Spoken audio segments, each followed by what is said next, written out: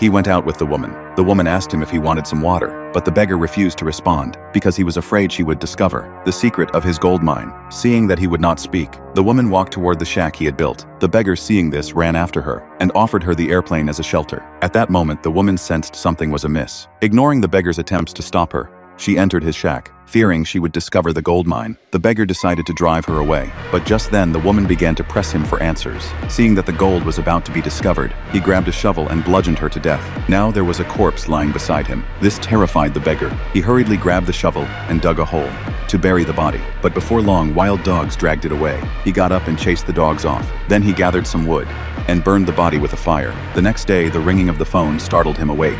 It was the driver calling. He said he had found an excavator, but it was moving very slowly. Hearing this, the beggar was on the verge of breaking down. After the driver hung up, he saw a car in the distance, but instead of calling for help, he hid himself away because he believed the driver would be coming right over to help him dig for gold. His greed once again dragged him toward the abyss. Soon a sandstorm began to rage. The beggar rushed toward the house, but against the sandstorm, the house was no match at all. It was razed to the ground in an instant. The beggar woke up in the sand. A piece of wood lodged in his abdomen. He got up and looked around. The house was gone. His food was buried under the sand, but thankfully the gold was still there. Gritting his teeth against the excruciating pain, he pulled out the piece of wood, then fell into a deep sleep. When he woke up again, the area was filled with bonfires. He hurriedly called the driver and told him he did not want to stay there anymore. The driver said he would be there right away. Suddenly, a stray dog fixed its gaze on him. Before long, he was surrounded by vicious dogs. He urged the driver to hurry over. Meanwhile, someone had been watching all this from afar.